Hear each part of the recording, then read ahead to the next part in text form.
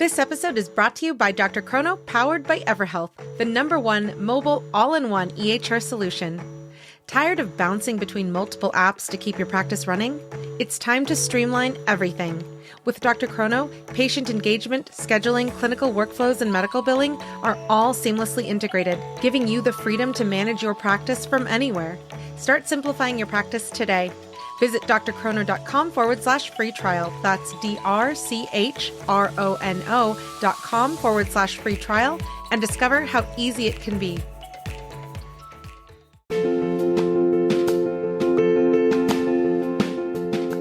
Direct primary care is an innovative, alternative path to insurance-driven healthcare. Typically, a patient pays their doctor a low monthly membership and, in return, builds a lasting relationship with their doctor and has their doctor available at their fingertips. Welcome to the My DPC Story podcast, where each week you will hear the ever-so-relatable stories shared by physicians who have chosen to practice medicine in their individual communities through the direct primary care model. I'm your host, Maryal Concepcion, family physician, DPC owner, and former fee-for-service doctor. I hope you enjoy today's episode and come away feeling inspired about the future of patient care, direct primary care. Direct primary care has allowed me to continue being a doctor. I can't see any other way that I could have continued my career without direct primary care, as it's allowed me to take better care of my patients, better care of myself, and better care of my family. DPC has offered me the opportunity to be better in all aspects of my life. I'm a better father, a better husband, a better community member, a better physician, and just a better human all over. Direct primary care has allowed me to practice medicine in the way I've always dreamed to practice medicine, and it's kept me thriving in my personal life as well. I am Dr. Katie Brang. And I am Dr. Ryan Brang. We own North Country Health. And this is our DPC story.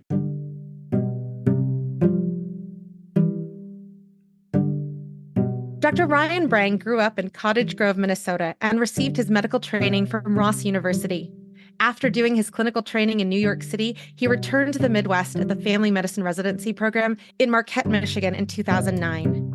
Dr. Katie Brang is from Traverse City, Michigan, and after completing her undergraduate training at Carleton College, she graduated from the Michigan State University College of Human Medicine in 2009. She also matched with the Family Medicine Residency in Marquette, and this is where Drs. Ryan and Katie met. After residency, they took jobs in a private fee-for-service clinic in northern Wisconsin, doing full-scope rural family medicine.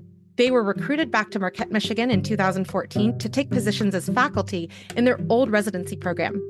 While in academic medicine, they educated residents and medical students while working long hours as OB faculty for Ryan and hospitalist faculty for Katie, in addition to maintaining their corporate-owned outpatient practices. They started North Country Health DPC in September of 2022, with Dr. Ryan and then Dr. Katie joining in January of 2023. They focus on preventative medicine, nutrition, sleep, menopause care, and lifestyle medicine in addition to general primary care. Dr. Ryan does advocacy work as part of the executive committee at the local hospital, is the Upper Peninsula representative on the Michigan State Medical Society, and is on the board of the 906 Adventure Team, which focuses on healthy outdoor lifestyles for kids and their parents. He has completed advanced training in chronic pain management and is a certified culinary medicine specialist. Dr. Katie recently completed training in menopause care and is a certified menopause practitioner through the North American Menopause Society. Outside of work, Dr. Katie likes to ride and race on her mountain bike and is getting back into competitive Nordic ski racing now that her children are a little older. January 2025 will be her first Nordic ski marathon in 11 years.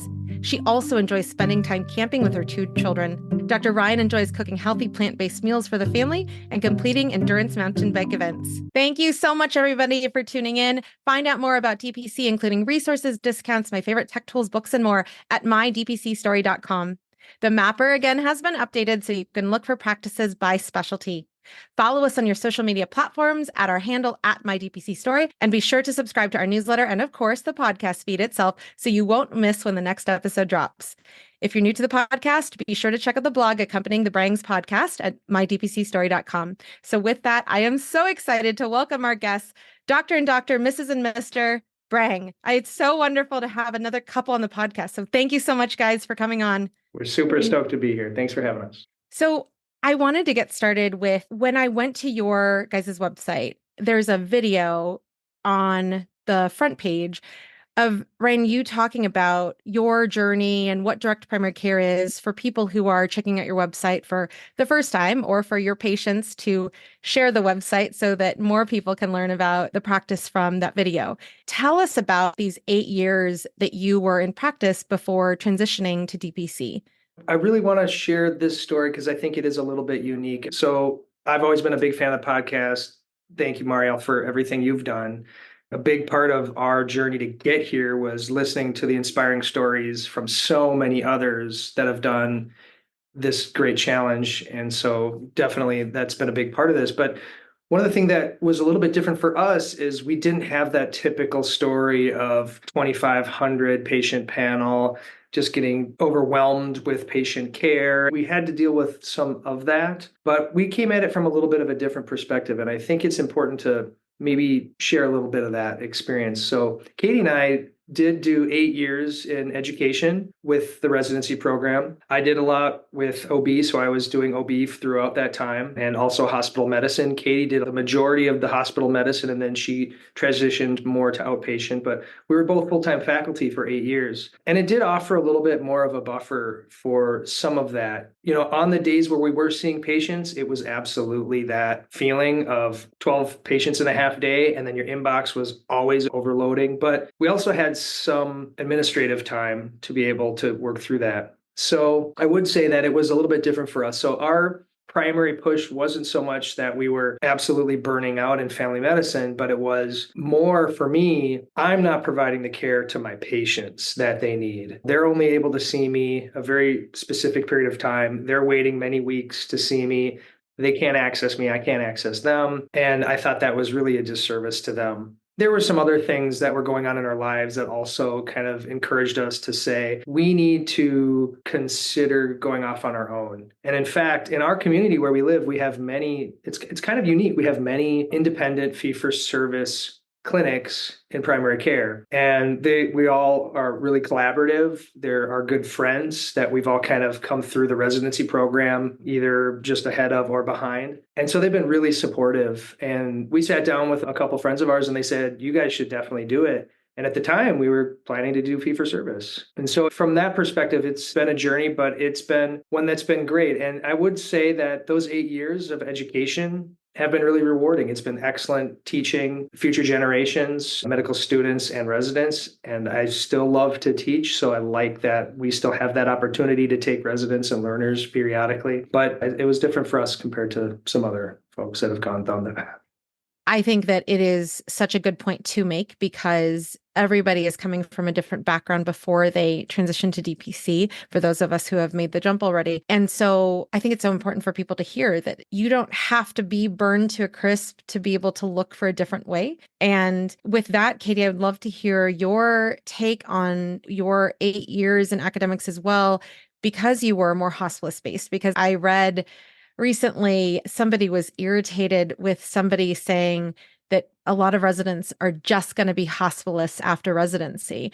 And I found that to be the case in my residency, not in my class, but this is like a class of residents I talked with maybe a year ago, where the plan was to go into hospital medicine exclusively because outpatient medicine was such a drag. So I would love to hear your take on you being more hospice focused versus OB focused and what you were bringing to the table as I also think that this is a good idea to do something apart from what we're currently doing. Mm-hmm. I actually think I have a very different answer to this question than Ryan has, because I did my full scope family med for 2 years in northern Wisconsin, and we did rural inpatient, which isn't that complicated. Then I came back here and I was working those 7 12-hour shifts, and I had a newborn and was trying to manage that. And the shifts were often 14 hours, not 12. And by the time I would get done with those 7-day stretches, it was awful. I just can't even describe what they would feel like after being up all night with a baby and then doing 12 to 14 hours and doing it again for 7 straight days. I think that when we think about hospital medicine and hospitalists, we forget that we're asking a lot of people. And you look at those 7 days off that you get, and it takes so long to recover when you're older, like I am. and then you're right back at it later. Now, I did also do outpatient. So I did a 7 on, 7 off, then 5 days in the clinic. And so I did that rotation for, it's funny that it runs together. I want to say 6 or 7 years that I did that. And it was really, really hard on me. And it was hard on the kids and it was hard on the family. And then Ryan also had to take his OB call when I wasn't in the hospital. So when I was off, he was on call all the time. So I think we have this amnesia for about 7 years where we don't remember what happened. And it just reached a point there where we looked at each other once we were financially able to do this. And we were like, what are we doing? We're making all this money and we're miserable. There has to be a better way. So you guys, especially because I'm, married to another doctor, also now a fellow DPC physician at Big Trees MD, but I would love to hear your guys' take as to once you realize, hey, we are making all of this money, what are we going to do with it? Our life is not as we would like it to go forward in the future when it comes to family, time with kids, time for yourselves, etc. What was the situation like when you guys decided, yes, one, we're going to go into our own practice, not because you guys are still active in teaching, but like just the idea to go into your own practice versus continuing the hours that you were working? And how did you decide on DPC versus fee for service when you did open your own practice? So I can take this one. It was actually July of 2021. I can remember this because I had taken a vacation with my daughter and my sister-in-law, and we were on Isle Royal, which is this very remote national park, and we were backpacking. And I had just come off of a really rough week on, and so it was my week off. And I was just in this terrible place. And here I was in the most beautiful place in the world with people that I really loved. And I could not settle down. I just could not transition into this backpacking trip. I was up for days. And I just started thinking. And then when I got back, Ryan and I really sat down and talked about the insomnia that I'd been having and what are we going to do about this? Something has to change. And that was it. Like it was that month where we weren't sure what it was going to look like. Was I going to stay in medicine? Like what were we going to do? And then that's when we started talking to our friends and asking them what they were doing. And we sat down with a doctor couple that we know well. And they basically said, if we can do it, we have a 3-year waiting list. Like the town needs more private practice doctors. You can do it too. Then we started talking with other people in town. And one of our other colleagues said, I've got this fee for service practice. I love it, but I wish I'd looked at direct primary care before I opened it. And she said, you guys should look at that. And we'd never heard of it before. And so then that was probably in the fall, maybe early spring of 2022, as we were kind of getting stuff together. That was spring of 2022. And then we'd already rented our space. We were like getting ready. And we made this whole pivot to micropractice DPC. And so it all happened quickly. Yeah, our one friend, I remember that, and she did say it's the best thing being your own boss. It's so great. And she kind of practices like quasi DPC. She runs a micro practice. She takes her patients back. She does it all herself, but she still builds insurance. And she says that it's the bane of her existence. She says, I wish if I could do it all over again, I should have done DPC. I wish I could. And I tell her, you still can. She was very clear. She's like, you guys really need to do DPC. And that was I talked to her on a Friday, and I remember this. I said, nah, that's not for us. That's not our, the typical things you hear, like, no, I don't want to, do concierge, or I want to make sure that we can treat all the patients. And I had the typical statements that a lot of people say when they don't really understand DPC. And she's like, just check it out. And so I did, and I went on Facebook, and I ended up just randomly Facebook messaging Josh Umber, and he sent me a bunch of stuff. And I watched a couple of things, and I learned a lot in a couple of hours. And by Monday, we were good to go, and we were no turning back from that point. And then we jumped on all the books and read a lot, and the Facebook groups are so supportive, and I don't have to tell you, but the community is absolutely amazing, and we were sold immediately and no looking back. So let me get us into a rabbit hole here, because I know absolutely the hesitations to go into DPC. I'm smiling because Dr. Sonia Singh, who has come out on the podcast before your guys' episode aired, she talked about how she would be in DPC doctor groups, and she would find moms, in particular, female physicians, saying, don't tell me to do DPC, was like their part of their, I'm so burned out, don't tell me to do DPC. So for both of you, before you were sold what were the specific concerns that you guys had, knowing that you're married, you're both doctors, and you had kids to take care of, that were going through your head to fuel the hesitancy versus like, cool, DPC sounds good, I'll do it? Well, I mean, I think that I'm the financial part of the family, like I do all of that. And we like timed this very intentionally because we paid off all of our student loans in August of 2021, which was like the exact same time that we were, having this like almost crisis of what are we going to do. So we paid it all off, and that made it so that we had the flexibility to make a lot less money for a while. And I've always been really debt averse. We drive older vehicles. We don't take fancy vacations. We're campers, like we spend money on our bikes for sure, but that's about it. And so we knew that we could shrink our lifestyle down to accommodate, a lower income. The other thing is our kids were at the perfect age because we had a kindergartner and a second grader, and we no longer needed our nanny. And our nanny was amazing. I can't say enough about her, but she was also really expensive. And I don't think we could have done this if we'd still had to pay her full time. So it was all very deliberate timing. And I think that's one thing that is important for those of us that get a lot of financial anxiety. The more you plan it, the better. And then we also saved a lot of cash so that we could flow our lifestyle for a year. And Ryan, anything to add? Yeah, I agree. She is the CFO of the business, that's for sure. And thank God for it, because we would be swimming in debt if it were up to me.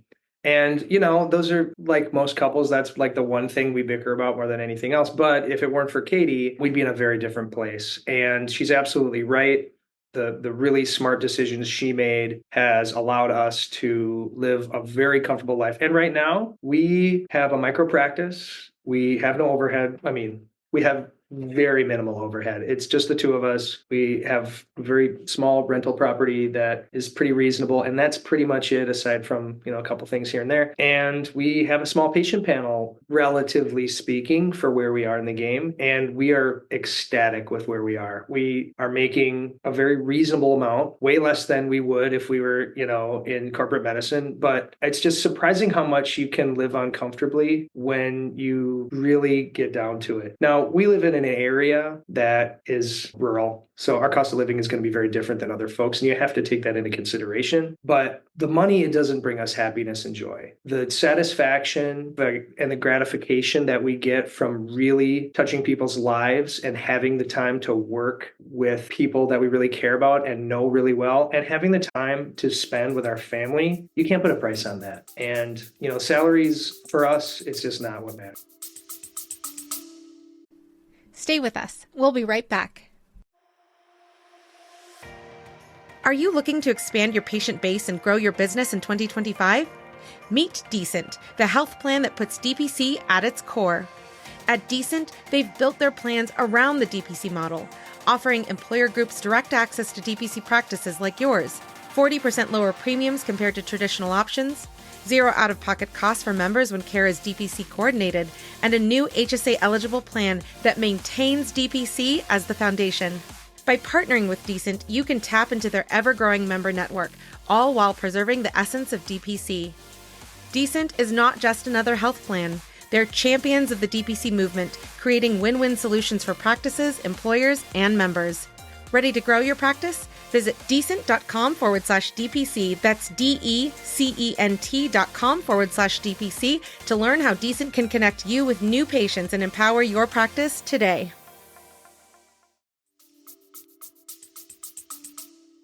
And, at the same time, like, you guys aren't in the poorhouse. You guys remain, like you said, Katie, you had enough financially to float your lifestyle for a year.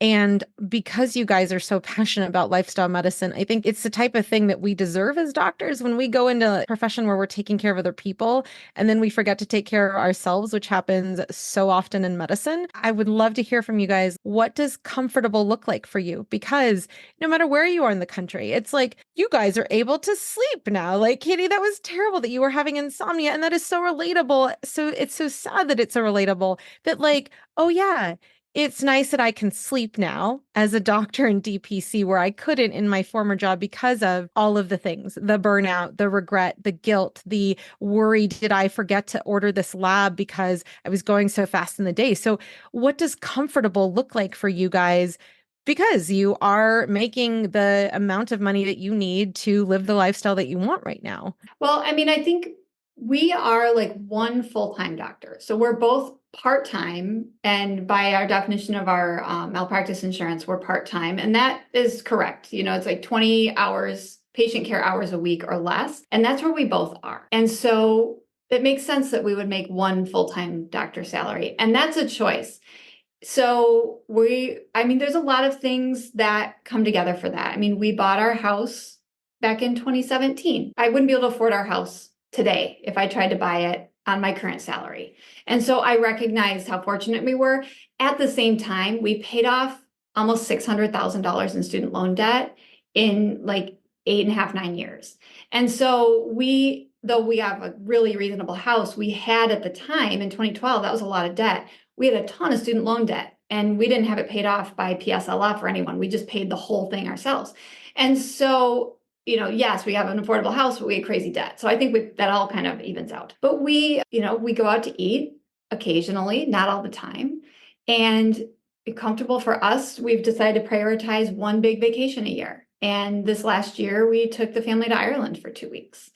And we stayed with family because we happened to have family there. And it was really, really fun. And it wasn't luxurious, but it was fun. And we're going to do that every year. So that's comfortable, but we're not flying everywhere all the time. Don't have really fancy cars. I drive a Honda. We have an older pickup truck. Like, we don't upgrade that stuff.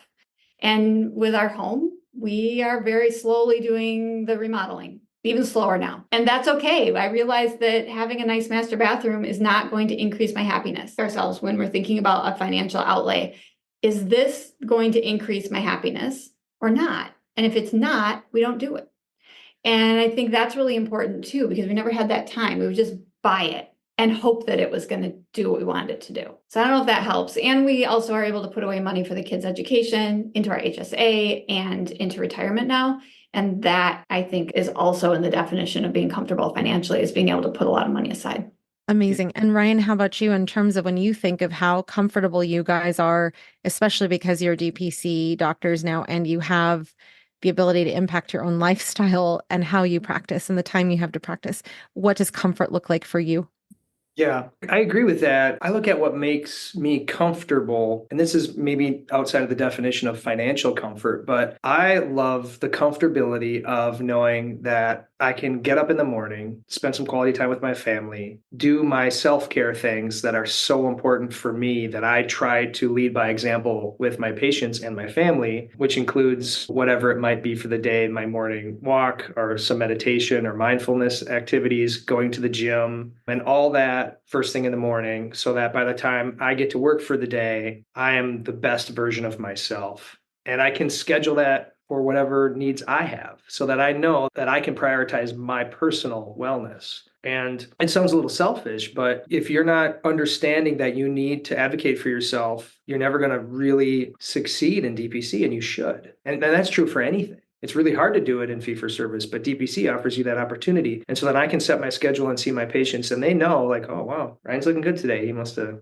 got some time to himself. And not just that, but also for my family too, in that, I mean, for 8 years, there was limited time I had with my kids. And once we started DPC, we started going to their school programs for Christmas and going to their holiday parties at the school. And I never had gone to one of those when I was practicing. It's just something you don't do. You don't even think about it. It's like there's no possible way I could go somewhere at 2 p.m. in an afternoon. That's impossible. And now I just block my schedule. It's as simple as that. And it's really wonderful. It's a wonderful feeling as a parent, and it's a wonderful feeling to see my kids smile when they know that I'm there for them. And those are just some examples, but there's so much of that we can just say, you know what, we're just going to block the day and have a family day. And you know what, we can take a long weekend and do a nice trip with just us. And trying to do that kind of stuff in the traditional corporate model just doesn't work. And so that, for me, is the comfort that makes me feel secure and happy.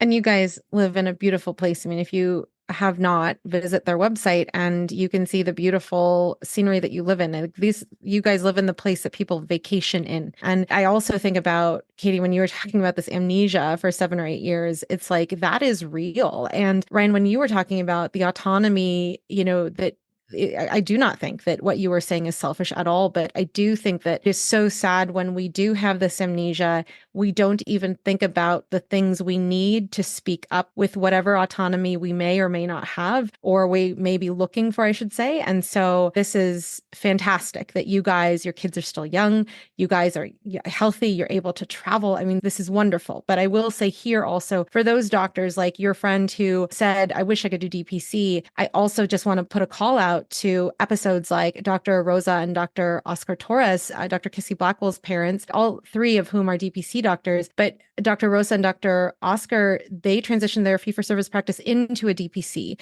Dr. Michael Chun, same thing. So if you have not listened to those podcasts and you are listening and saying like, but I couldn't do it, I already have a private practice, but in fee-for-service, there are episodes to prove you wrong and to show you a way going forward. So let me ask now, in the opening timeline of your guys' practice, you're talking, guys, about, the summer of 2021, paying the loans off. And then by September of 2022, Ryan, you would open the practice. So tell us about how the strategy went in terms of, Ryan, you opening and then Katie joining on the next January. So yeah, that was strategic also. We just figured September is a good time for folks to open up a new practice after the summer, kids back in school. It was convenient for us as well and the timing worked well for that. And, of course, we did this staggered approach because those first 6 months, I'm not generating income, not substantially by any means. And so Katie stayed on. And so we were able to kind of help float by her maintaining her salary at the program. And then once we were up and running a few months, it was kind of this like, hey, we were all in it. I don't think there was an opportunity for us to say, well, I guess we'll just go back. But Katie really needed that reassurance to say like, okay, is this actually going to work? And luckily we could do it because we're a couple, and she could see me and see the patients signing up and seeing like, and she already had a waiting list of people that really wanted to see her. And they're like, well, I'm going to sign up and wait for Katie. And I'm like, yep, sounds great. And so once she had that and she saw that, oh yes, this is really happening, then it made it a lot easier for her to kind of jump on board. And plus I had done my best to kind of work through all the administrative hurdles that inevitably happen, like how do I make the faxes work, and how do I make sure that, this gets scanned in correctly, and what's the process for putting in the new records and all that kind of stuff. And of course, she was always helping me on the days when she wasn't doing her other job. She, could help me do some of that stuff and then learn some of that. But it was just nice to have that staggered approach. And if you wanted to add to that, but I think. Well, and the health insurance too. Yeah, right. Because private health insurance is so expensive. And it was really nice to have our corporate health insurance for about 5 more months. I think that we also gave a year's notice. You remember that?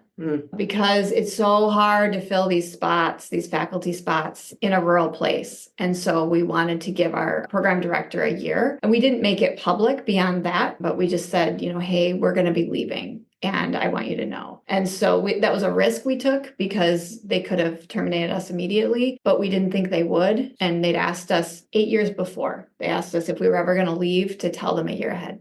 So we did. And then we also had the issue of renting a space because we found this perfect space a couple months before opening. So we had to pay rent for a little while without any revenue. So that was a little bit of a challenge. I wish we hadn't had to do that, but it's been the perfect space. So all of that, that was all very planned of how we were going to open at that particular time. And then also we had to give 90 days. We had a non-solicit. So we had to be really, really careful with all of that.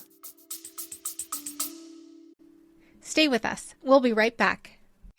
Have you tried an AI scribe in your clinic? Well, I've tried so many, and I can say Heidi Health is the best AI scribe I have come across thus far. With Heidi Health, I can create unlimited customizable templates for my notes to help me truly cut down on the time I'm spending charting. Template for pediatric well child check? Done. Template for weight loss management? Done. Some of my favorite things I've built into my AI template, beyond the general soap note, are having a list of actionables for our team to take after a patient visit, having the diagnoses listed, and creating an after-visit summary for our patients. Not only have I found Heidi Health to be the most helpful, customizable AI scribe so far, it's also more affordable than most out there. So try Heidi Health today and see how you can harness the power of an AI scribe for your practice. To get an entire month of Heidi Pro free, go to the homepage of mydpcstory.com and click on the Heidi Health ad.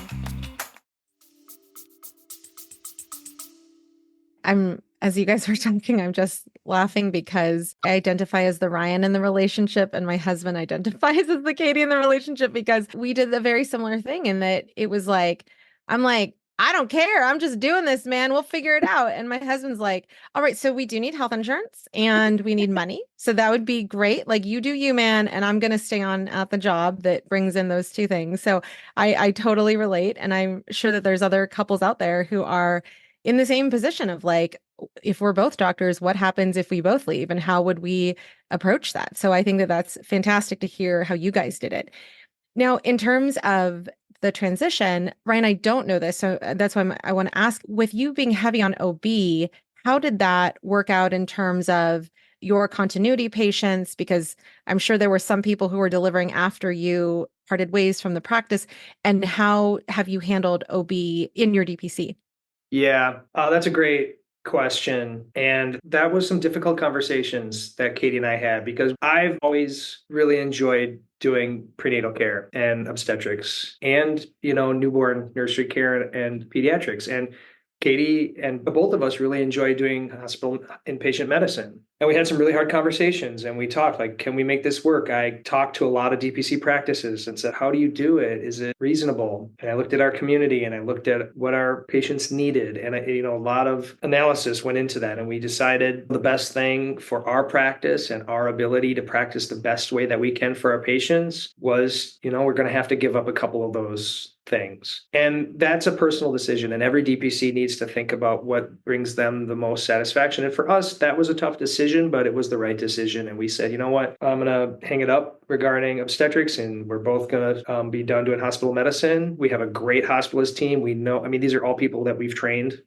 because they're all graduates of the program. So we know them all really well and they're great. And I can, if it were an issue where I was concerned about the care they were going to get, I would want to take it over myself, but I know they're getting excellent, high quality care. And I'm still an advocate for my patients. I still round on them in the hospital, but I'm just not doing the ordering and they love it. It's the best of both worlds. They're getting great care and I'm still their advocate, which is all they want anyway. As far as obstetrics goes, I have a couple patients and Katie has one or two too. And we've had to just say, you're going to have to see another OB provider in town. They're wonderful. We have a great collaborative relationship and we co-manage and they call us and we say, this is a question for your OB. And I'm sorry, I'm happy to help. But, we have to have very strict lines between where we can and can't get involved. And there's some malpractice involved in that too, which we'd like to keep our malpractice cheap. And by not doing obstetrics, that really helps.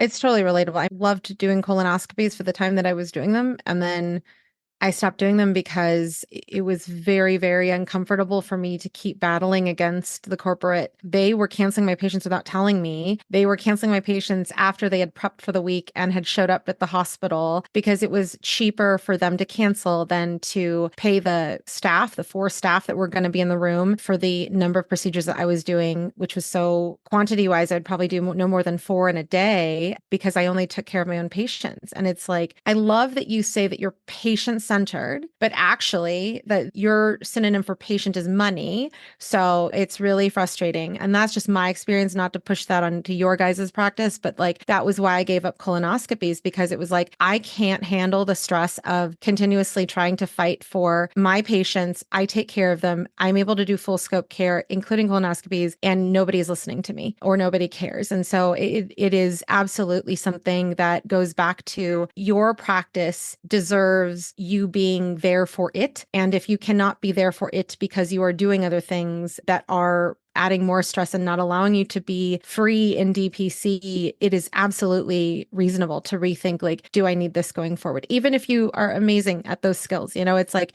it's your call because it's your life, right? So I can relate to that so much. And I'm sure other listeners can as well. Now, let me ask, one of the things that I loved about your website was this like, hey, we're here. So let us know when you're ready to join attitude. So I wanted to ask that because the copy specifically says, once you're ready to consider a new model of primary care, send me an email or give me a call and we'll get started. So tell us about getting to this place of like, we're going to do this. Financially, we can do it. We are seeing the pros, the possibilities that DPC will allow us in the future. How did you come to this copy where it's like, yeah, we're here. You're missing out if you're not joining us? That's a great question. I feel like we never really marketed ourselves all that hard. I mean, we definitely told people we were there. We got ourselves on the local news a couple of times just to kind of spread the word about like what we're up to. And I was on local access, like public Ask the Doctors forum a couple times. I think you did it once. Mhm. And so we really just like got our names out there. And then we're already like well known in the community because we've been here a long time. So people just started talking about us. And that was a big part of it. I will also say there was another practice in town that closed rather unexpectedly. And so that was a large number of patients who needed a home. And we got probably about a quarter of them in a 3 or 4 month period. And so that did help the practice grow. It also got the word out there. And so all of our growth has been pretty much organic. Like we don't sell this all that hard to patients. And I recognize that in some markets where there's a lot of DPCs, you have to like really pound the pavement. I understand how fortunate we were that we had like name recognition already, but it has really been like, talk to us if this is what you like and we think it's a good fit, come on in. But I don't sell it because we've found in people who we've tried to sell it to, they haven't been as happy as the people who came in halfway there. Yeah, agree. So we really, our advertising expense has been, I mean, aside from a little bit to build the website and some of the videos that we made for the website, that's pretty much it. We haven't done any advertising or anything. And we did do, I mean, early on, those first couple of weeks, there's nothing to do. I have no patience. So I am meeting all the local business owners, just getting my name out there. I did a couple cooking classes in the community, and it is a delay for those that are interested in doing that kind of stuff, at least where we are. I still have patients, and they're like, I remember you came. Oh, and we also did a lot of education on healthy eating. We did a couple. At a church. It's called The Seventh-day Adventist. No, it's Dinner with the Doctor. And so we go up and they prepare a nice healthy meal, and then we give a little talk. And so I have a patient that signed up this week, and she's like, I don't know if you remember me, but I went to your talk and we talked about Diet Pepsi, and it was about a year ago. And so we get these people that just keep signing up way after the fact, and you just have to be okay with that. And I know that you've had lots of other folks on your program that are like, oh my God, I have 300 patients the first week. I don't know what I'm going to do. And that's awesome. I'm so glad that didn't happen to us. And I just want to push and advocate for those folks that sometimes slow growth is the way to go. We've been so happy with our growth model. And like Katie mentioned, we had that other practice shut down. And so we had to take on a good chunk in a short period of time. And that was really stressful for us. And we almost couldn't quite pull it off. And right now, we pick up a couple patients a week, and that's fine. We're at a very comfortable place, and we're really, really happy with that. It allows us the opportunity to take our time, get to know them, get their records. And that's, I think, for us, great. And I think you really want to think about what you want to do as a practice as how your growth goes. But it really does come down to word of mouth. And for us, we had a lot of fortuitous things that lined up. And when I talk to folks at the DPC Summit, and they say they're going to move and start a new practice, and I always have to say, you have to think about those things. The word of mouth is the biggest thing. And if you can get involved in your community and get to know the people that live around you, all of our patients now are basically referred from our other patients. And that once you get past that hump, then your work is basically done from that point. If you're selling a good service, if you're offering the community good quality care, you don't need to tell anybody that. They're going to find you. And they're going to describe it in their language. And I think that that's absolutely why the word of mouth works, because they're going to speak to how you're practicing DPC in your community specifically. And they're going to say like, oh yeah, when I needed Macrobid and the pharmacy was closed because it was Thanksgiving, like I just called my doctor and went to go pick it up. And that was it. There was no fuss. There was no like, I have to traverse the 30 minutes of maybe plowed roads to get to the local big box pharmacy. That's things like that can disappear. And that's what patients talk about. It's so unique, their own way of advertising for us. And we definitely see that in our practice. And I just will also echo, absolutely. Like I did not open like Dr. Kissy Blackwhite. I mentioned her and her parents, but it's like she had 278 patients on day one. I had 0. And I was so excited to have 0 because after even talking with so many people up until the point where I opened, I was like, oh my God, what do I do? And when a patient signs up, like I should know this. It's like when they hand you your baby when you go home from the hospital, you're like, no, I don't know how to take care of a baby. I'm just a doctor. I tell other people how to take care of them. So I love that you are absolutely right in advocating for you open as you open. Like, even if you do have 278 patients, you can choose to say, like, we're onboarding 10 per week, or we're onboarding 3 per week for the first 4 weeks, whatever you want to do. But absolutely, you get to control that spigot. Yeah, we did do that actually. When it got really hectic, we just said, when you're a member, we're going to see you same day or next day. But before we get you in, it's going to be a little bit. And people understood. And if they didn't, that's okay too. And that's one of the other things, I guess I thought of this when you were asking that question also, as far as what we really tell folks when they sign up. So we definitely do a meet and greet for all of our patients. I think that it's really important. I know some DPCs don't do meet and greets, but for us, it's imperative. It just helps us to ensure that we're going to have a good relationship going forward. It's very rare. I don't think we've ever turned anybody away, but that we've had one or two that are like, yeah, I guess this isn't for me.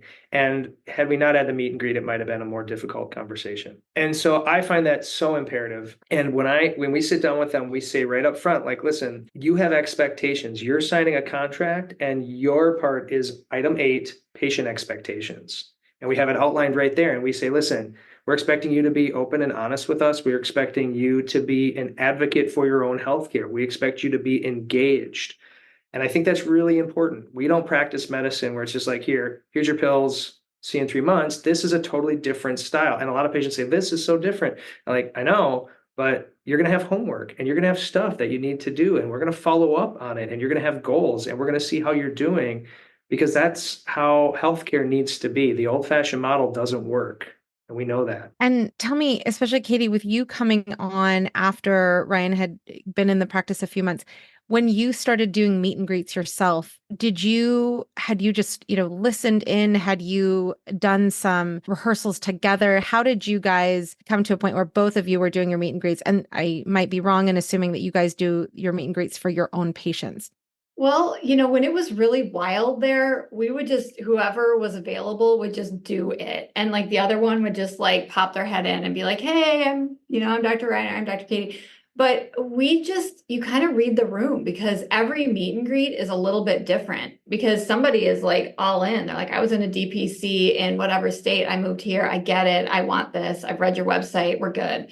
And so like those people are really quick. And other people, especially folks, it's honestly like the Medicare discussion is one of the hardest.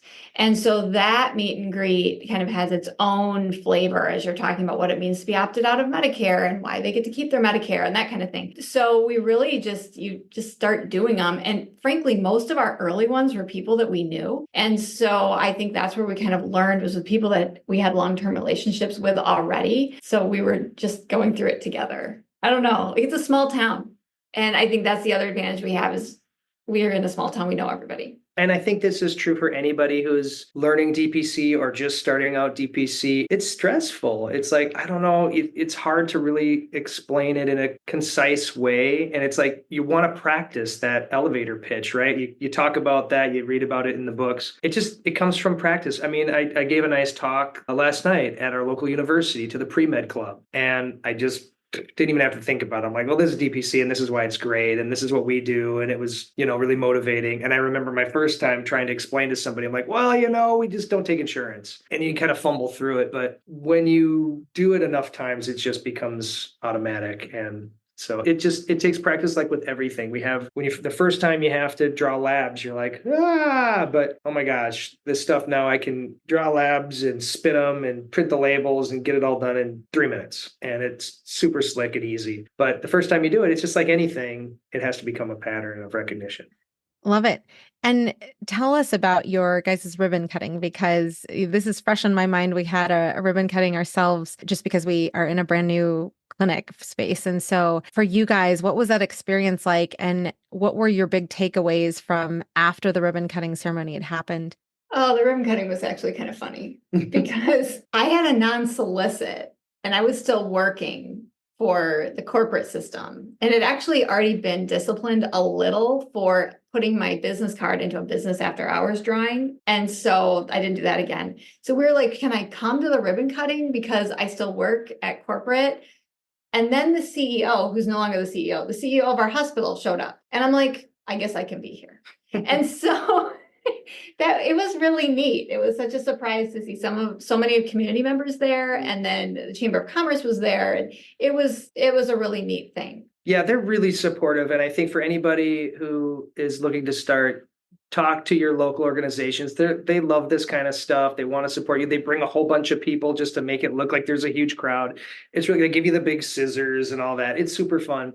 But the CEO bit, I want to share another story. And because I've had this conversation with people, because so many times you can have these bridges that get torched because there's this horrible relationship with your CEO or with your whatever your employer is, and there's all these non-competes and non-solicits and all this stuff, and we have plenty of friends and colleagues and folks in DPC that are like, well, I guess I'm stuck traveling 100 miles away or not opening my practice or doing all this other stuff. And I know it's easier said than done, but what worked really well for us is I had a really good relationship with my CEO, and I made an effort to just be, even though I didn't love the model, I just wanted to have a good relationship. And we sat down and I said, I hope you could write me a letter and explain to him why I'm not going to be taking his patients away and why I'm still going to be supporting my local hospital.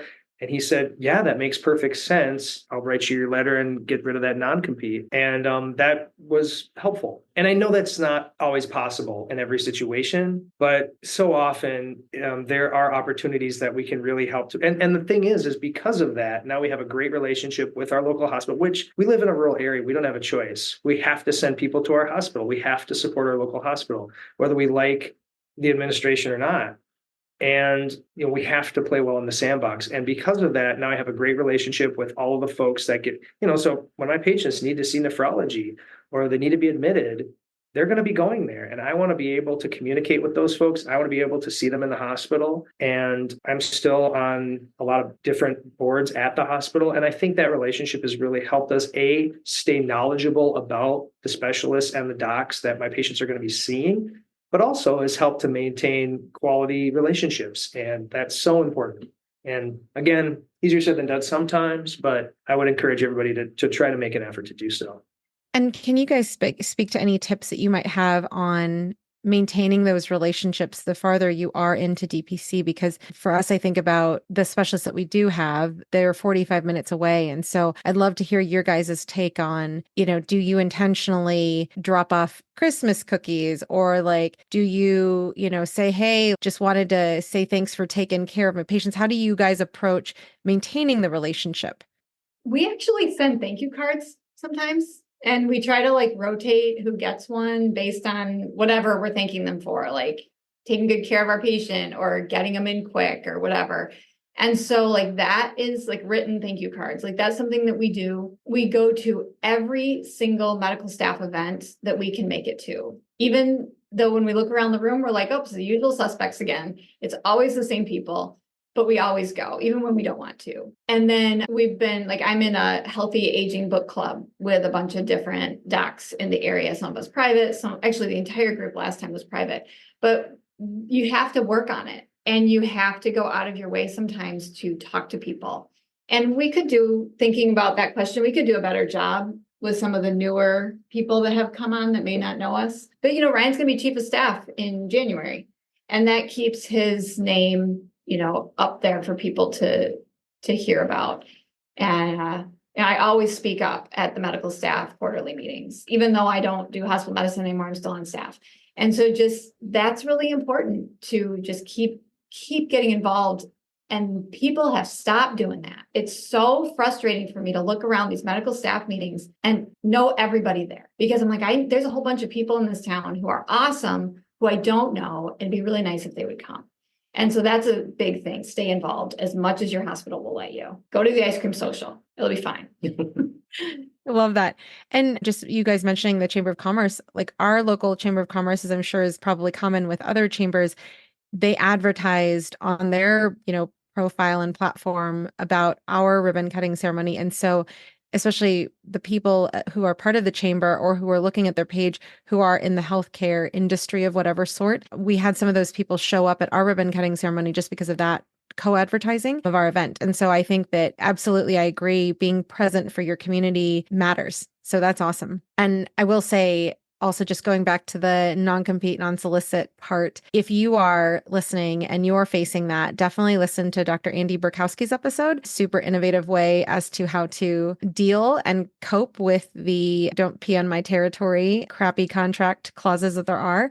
So now I wanted to ask you guys about your website has pricing, but you also strategically have pricing from Fair Health Consumer, as well as your pricing for what a pap smear costs or what a medication costs. So can you tell us about how helpful it's been for your community, for people, whether they saw you at your prior practice or not, in terms of comments you've heard from your patients and or members who've joined about the value of the comparison between what you could pay and what you do pay because of being a DPC member? Yeah, I think it depends on the patient, but it's all relative. I've definitely had some patients, and I think Katie can speak to that too, where I've had certainly a handful of patients who, if they're on a good number of meds and even if they have a decent insurance plan, the copays and everything ends up costing a lot more than what we can get our medications for. And so I definitely have a number of patients who, at the end of all of that, end up saving more than their membership on meds and sometimes labs. And so they're like, well, that's a no-brainer there. So that's been great. But some folks don't see the benefit there. They're like, well, my insurance pays for all my meds, so I don't need it. And I'm like, okay, that's fine. I understand that, but it's just nice to have that option. People, I think, don't recognize that they have a choice, but it's nice to be able to say, listen, if you want me to draw your labs, I will. I'm just going to charge a cost for them. We don't make money on that, but this is what our cost is. And it's almost always cheaper than their copay. And it's convenient because it's right there. And the same thing with meds. I'm like, you can get your meds from here, but I'm more than happy to send them to the pharmacy. It's up to you. And so they really appreciate just having the opportunity to choose for themselves. And then, of course, we do the same thing with some of the imaging. So when we bought our practice, well, we didn't buy, but when we rented our practice location, we actually rented it planning a fee-for-service clinic. And so we have like 6 exam rooms and a procedure room and a waiting room. And then we decided to do DPC. We're like, what are we going to do with all this space? And we rent out one of the rooms to an ultrasound tech, and she's awesome. So she's here once a week. She does ultrasounds for anybody in the community, but for our folks, if they want to see her, she does bill insurance, but she also gives us a great cash price. And they love that. And then, we also partner with the urgent care down the road and does a great discount on X-ray and all those types of things we try to negotiate. So folks can really see the benefits there. I will say we don't partner with the urgent care. We have a cash price list that the urgent care gave us. Sure. That they offer to everybody in the community. But it's nice to have places that are willing to offer a cash price pay for our uninsured and underinsured people. But they are really good friends of ours. And they're friends of ours. And whenever I need something like supplies, they're like, yeah, come on down, I'll get you a urine pad or whatever. Or if we're late on our Quest pickup, I just zip it down there and the courier grabs it, or whatever. They're really great and they're super supportive, and they're always great to get our folks in if we're in a pinch. Because when you're a micro practice like us and we have no overseeing coverage when we're both on vacation, it's nice to know that our patients have a backup plan that's not sitting in the ER and overwhelming. And I'm sure that you guys also, like you mentioned, the expectations, the homework that you're giving your patients, the expectation that they can advocate for themselves, the expectation that like, hey, we are married, we will go on vacation and we will not be in town 24/7, 365. I think it's so important for people to think about that, especially if their website states 24/7, 365, or if they're going into this as a couple. So super important. And, just in terms of the cash pricing, I think that one added value is for people who have not even thought about there's a cash price for this. Like it literally is really cool to see that because people have no idea how much things actually cost. I had this conversation with somebody about TSH and they pay $204 for their TSH after their insurance kicks in. And I said, you know what? I don't remember what our prices are, but let me text you later. I think they're $8. And so my text to this person was, oops, I made a mistake on the pricing. It's $6. And so, it's just like, I think it does plant the seed as you guys have. I mean, like the people who are coming into your practice a year later because they heard your talk or whatever, it's the same idea. Like you're planting seeds in people's heads of, wait a minute, how come that lab, I think I saw something about like it was less than $10. Like, but I paid $60 for that same lab or medication or whatever. So even if your patients don't use it, it's still a very cool thing for people to see. So just, food for thought there. Another thing when we talk about pricing is you guys have a price that is fairly inexpensive for a child, but it also requires an adult membership. So tell us the strategy there to definitely promote the family medicine portion of your practice. I think that was intentional because I don't think you could take care of kids without taking care of at least one of the parents. I mean, that's the part I always loved about family medicine. And so that's why we price the kids so inexpensively. But we won't even take kids who don't have an enrolled parent unless their only catch there is if they're heading to college and they're young. We'll work with it and put them at a higher price point. But yeah, I think that was to grow the kids side of the practice because $25 a month is really reasonable. And I have a number of kids who actually still see their pediatrician because they can get their vaccines there. And we don't have a volume high enough to give vaccines, which breaks my heart. But then basically they're paying $25 a month for an urgent care membership. And they really like that. And I like it too. I see the kids regularly and it works really well. And then the older kids that don't need as many vaccines, they generally drop their pediatrician and just see me and then go to the health department for vaccines. And definitely that is a thing. Many people use that strategy of use your fee-for-service doctor, because they can get vaccines easier, or you're afraid that your insurance is going to drop you if you don't see your fee-for-service doctor once a year. Those concerns definitely come out. Now, in terms of advocacy, Katie, you mentioned how Ryan's going to be chief of staff at the hospital. And in general, you guys are still, involved in the community, involved when it comes to talking to people about not only the power of family medicine, because you have the time to take care of your patients, but also just the movement in general. So can you guys speak to how do you guys speak about DPC in your community, and how can other people think about what you're doing and build off of that to advocate for the movement as a whole? So one of the things that I find difficult and discouraging that I'm trying to do my best to help support is that a lot of people are getting burned out and they're getting, and we talked a little bit about that earlier in the hour here, but people are so fried, they just don't want to, they're like, listen, I'm just punching my time card. I'm in and out. I'm busy enough as it is.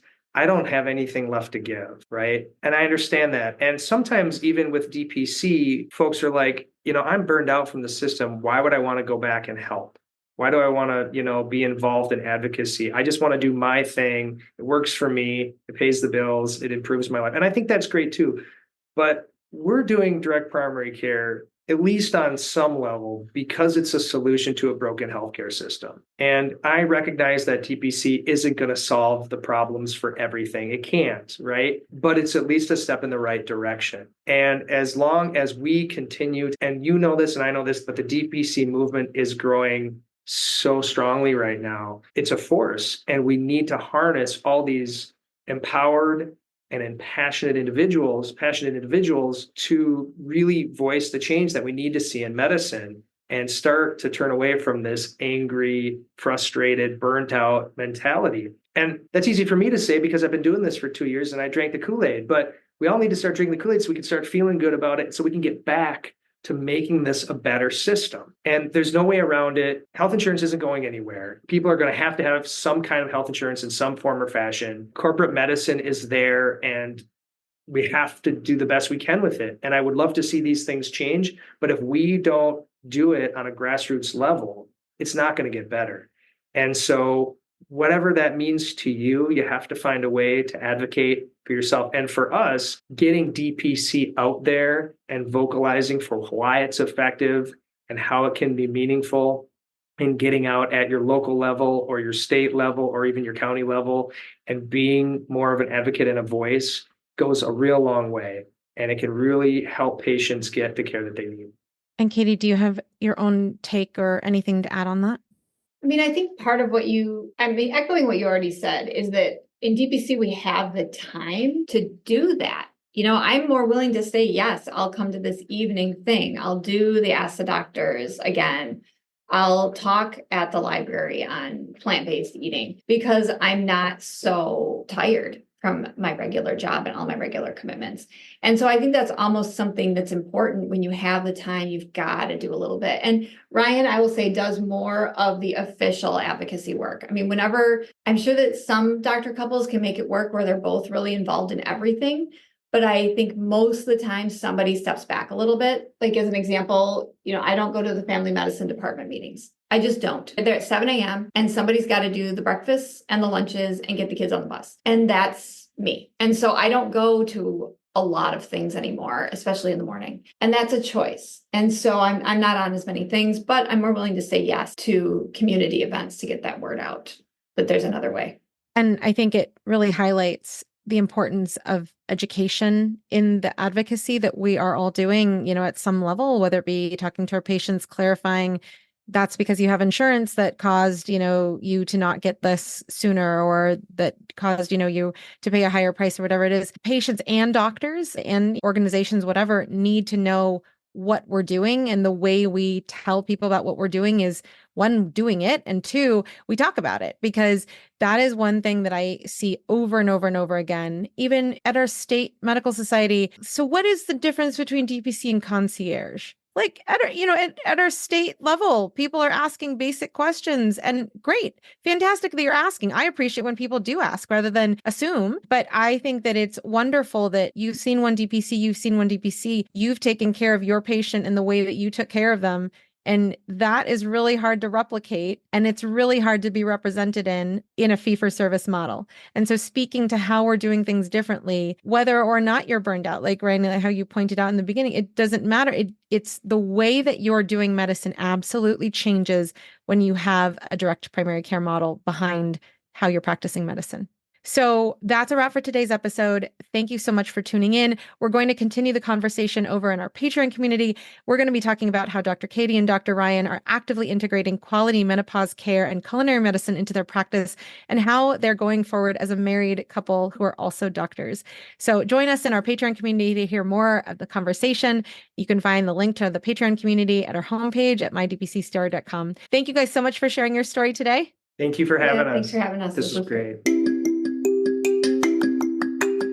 Thank you for joining us for another episode of My DPC Story, highlighting the physician experience in the world of direct primary care. I hope you found today's conversation insightful and inspiring. If you want to dive deeper into the direct primary care movement, consider joining our My DPC Story Patreon community. Here, you'll have access to exclusive content, including more interview topics and much more. Don't forget to subscribe to My DPC Story on your podcast feed and follow us on social media as well. If you're able, I'd greatly appreciate if you could leave us a review. It helps others to find the podcast. Until next time, stay informed, stay healthy, and keep advocating for DPC. Read more about DPC news on the daily at dpcnews.com. Until next week, this is Maryal Concepcion.